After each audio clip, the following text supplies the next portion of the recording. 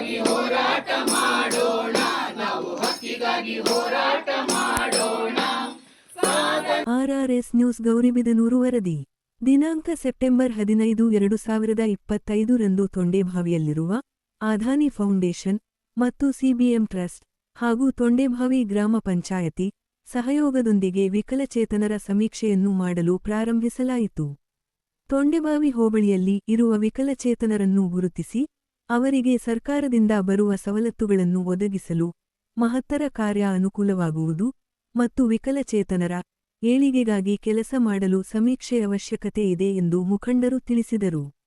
ಈ ಕಾರ್ಯಕ್ರಮದಲ್ಲಿ PDO Basavaraj Veerappa Ballutagi, CBM ಸಂಸ್ಥೆಯ ಬಸವರಾಜ್, ಉಪಾಧ್ಯಕ್ಷರು Jayachandra Reddy, program manager Adani group Syed Mohammed Taj, A Ashwathappa VRW, BV Ravichandra Reddy VRW ಹಾಗೂ ಆರ್ಸಿಐನ ಪ್ರಶಿಕ್ಷಣಾರ್ಥಿಗಳು, ವಿಕಲಚೇತನರು, ಅದಾನಿ ಗ್ರೂಪ್ನ ವಿದ್ಯಾರ್ಥಿಗಳು ಹಾಗೂ ವಿಕಲಚೇತನರು ಹಾಗೂ ವಿಶೇಷಚೇತನರು ಭಾಗವಹಿಸಿದ್ದರು. ನೀವು ಇಷ್ಟೊತ್ತು ಒಂದು ಗೀತೆ ಹಾಡಿದ್ರಿ, ನಿಮ್ಮ ಹಕ್ಕು ಆಲ್ರೆಡಿ ಅರ್ಧ ಸಾಧನೆ ಆಗಿದೆ ಅಂತ ಅನ್ಕೊಂತೀನಿ.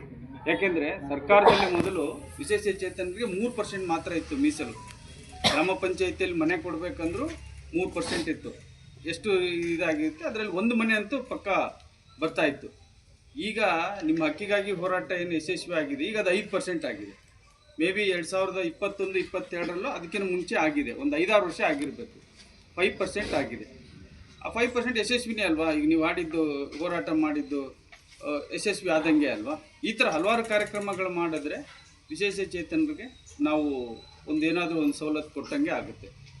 ತೊಂಡೇಭಾವಿ ಗ್ರಾಮ ಪಂಚಾಯತಿಯಲ್ಲಿ ಲಾಸ್ಟ್ ಇಯರ್ ನಾವು ಒಂದಿಷ್ಟು ಜನಕ್ಕೆ ಹಣಕಾಸಿನ ನೆರವನ್ನು ನೀಡಿದ್ವಿ. ಯಾಕಂದರೆ ನಮ್ಮಲ್ಲಿ ಕಂದಾಯ ವಸೂಲಿ ಆಗುತ್ತೆ. ವಸೂಲಿ ಆಗಿರೋ ಕಂದಾಯಲ್ಲಿ 5% ನಾವು ಮೀಸಲಿಡಬೇಕು. ಆ 5% ಮೀಸಲಲ್ಲಿ ಹಲವಾರು ಜನಕ್ಕೆ ರವಿಯವ್ರ ಮುಖಾಂತರ ಲಾಸ್ಟ್ ಇಯರು ಚೆಕ್ಸ್ ವಿತರಣೆ ಮಾಡಿದ್ವಿ. ಈ ವರ್ಷವೂ ಮಾಡಬೇಕು ಒಂದು ಕಾರ್ಯಕ್ರಮ. ಯಾಕಂದರೆ ಈ ವರ್ಷವೂ ನಾವು ವಸೂಲಿ ಮಾಡಿದ್ದೀವಿ. ಕಂದಾಯ ವಸೂಲಿಯಲ್ಲಿ ಒಂದು ಗ್ರಾಮ ಪಂಚಾಯತಿ ಸಭೆ ಮಾಡಿ ಏನು ಮಾಡಬೇಕು ಅನ್ನೋದನ್ನು ನಾವು ಒಂದು ಕಾರ್ಯಕ್ರಮನ ಹಮ್ಮಿಕೊಳ್ತೀವಿ. ಏನೇ ಆಗಲಿ, ನೀವು ಒಂದು ಗ್ರಾಮ ಪಂಚಾಯತಿ ವ್ಯಾಪ್ತಿಯಲ್ಲಿ ಇರ್ತಕ್ಕಂಥ ವಿಶೇಷಚೇತನ ಪಟ್ಟಿ ಮಾಡಿ ಅವರಿಗೆ ಏನು ಸವಲತ್ತು ಬೇಕು ಅದನ್ನು ನಾವು ಮಾಡಿಕೊಡ್ತೀವಿ ಅಂತ ಮುಂದೆ ಬಂದಿರೋದು ತುಂಬ ಹೆಮ್ಮೆಯ ಸಂಗತಿ. ಯಾಕಂದರೆ ACC ಅವರು ಇದಕ್ಕೆ ಕೈ ಜೋಡಿಸಿದ್ದಾರೆ. ಇವರಿಂದ ಏನಾದರೂ ನಮಗೆ ಅಂದರೆ ನಮ್ಮ ವಿಶೇಷಚೇತನಿಗೆ ಏನಾದರೂ ಧನ ಸಹಾಯ ಆದರೆ ಆಗಲಿ, ಒಳ್ಳೆಯದಲ್ವ. ತುಂಬ ಮಾಡಿದ್ದಾರೆ ಕಾರ್ಯಕ್ರಮಗಳು, ಇದು ಮಾಡಿ. ಯಾಕೆಂದರೆ ಮೊನ್ನೆ ಒಬ್ಬ ವಿಶೇಷ ವ್ಯಕ್ತಿ ಹೇಳ್ತಾ ಇದ್ದ, ನಾನು ಈ ದಿನ ಇಲ್ಲಿದ್ದೀನಿ, ಇವತ್ತು ನಾನು ನಮ್ಮ ಮನೇಲಿ ಸ್ನಾನ ಮಾಡಿ ಬಂದಿದ್ದೀನಿ, ನಾಳೆ ನಾನು ಬೆಂಗಳೂರಿಗೆ ಹೋಗ್ತೀನಿ, ನಾನು ಅಲ್ಲಿ ಬೆಂಗಳೂರಿಗೆ ಹೋದರೆ ನಾನು ಸ್ನಾನ ಮಾಡಬೇಕು.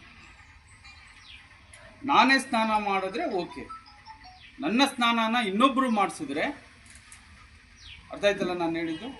ನನ್ನ ಸ್ನಾನನ ಇನ್ನೊಬ್ಬರು ಮಾಡಿಸಿದ್ರೆ ಅಂದರೆ ನಾನು ಅಲ್ಲಿ ಸತ್ತೋಗಿದ್ದೀನಿ ಅಂತ ಲೆಕ್ಕ. ಸತ್ತ ಮೇಲೂ ನನ್ನನ್ನು 4 ಜನ ನೆನೆಸ್ಬೇಕು.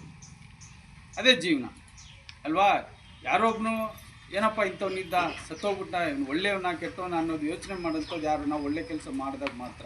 ಅಂದರೆ ಈ ಥರ ಹಲವಾರು ಇಲಾಖೆಗಳು ಸೇರಿಕೊಂಡು, ಹಲವಾರು ಜನರು ಸೇರಿಕೊಂಡು, ಈಗ ನಾಳೆ ಒಂದು ದಿವಸ ಈ ಕಾರ್ಯಕ್ರಮದಿಂದ ಯಾರೋ ಒಂದು 10 ಜನಕ್ಕೆ ವಿಶೇಷಚೇತನರಿಗೆ ಒಂದು ಒಳ್ಳೇದಾಯಿತು ಅಂತಂದರೆ ಅವ್ರು ನೆನೆಸ್ಕೊತಾರೆ, ಪರವಾಗಿಲ್ಲಪ್ಪ ಇಂಥ ಕಾರ್ಯಕ್ರಮಕ್ಕೆ ಹೋಗಿದ್ವಿ, ಬೆಂಗಳೂರಿಂದ ಇಂಥ ಎಲ್ಲ ಪ್ರಶಿಕ್ಷಣಾರ್ಥಿಗಳು ಬಂದಿದ್ದರು, ಅವರೆಲ್ಲರೂ ಸೇರಿ ನಮ್ಮದನ್ನು ಗುರುತಿಸಿದ್ರು, ನನಗೇನೋ ಒಂದು ಪ್ರಾಬ್ಲಮ್ ಇತ್ತು, ಅದನ್ನು ಸಾಲ್ವ್ ಮಾಡ್ತಾರೆ. ತಕ್ಕ ಮಟ್ಟಿಗೆ ಈಗ ಏನಾಗುತ್ತೆ ಅಂದರೆ, ಕೆಲವರು 100% ನಿರೀಕ್ಷೆ ಮಾಡ್ತಾರೆ ಸಹಾಯ ಮಾಡೋದು ಅಂತಂದರೆ.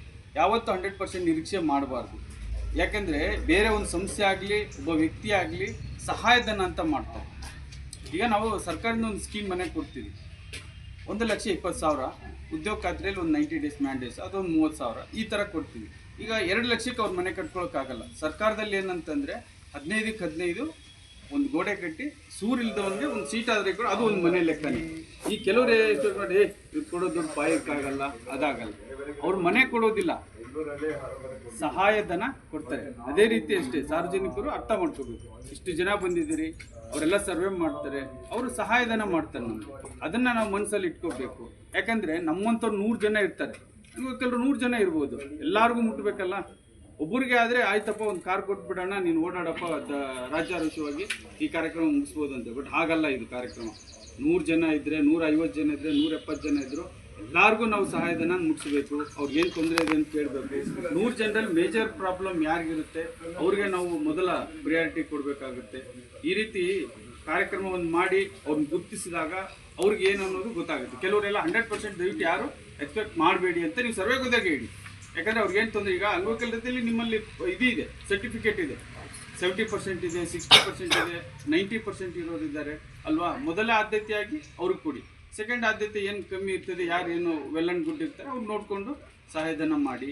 ಈ ಒಂದು ಕಾರ್ಯಕ್ರಮ ಭಾಳ ಅತ್ಯುತ್ತಮವಾಗಿ ನಡೀಲಿ, ನಿಮ್ಮ ಸರ್ವೆ ಕಾರ್ಯ ಉತ್ತಮವಾಗಿರಲಿ. ಗ್ರಾಮ ಪಂಚಾಯತಿಯಿಂದ ಯಾವುದೇ ಸಹಕಾರ ಬೇಕಾದರೂ ನಾವು ಕೊಡೋದಕ್ಕೆ ಸಿದ್ಧರಿದ್ದೇವೆ ಅಂತೇಳಿ ನಾನು ಎರಡು ಮಾತನ್ನು ನಮಸ್ಕಾರ.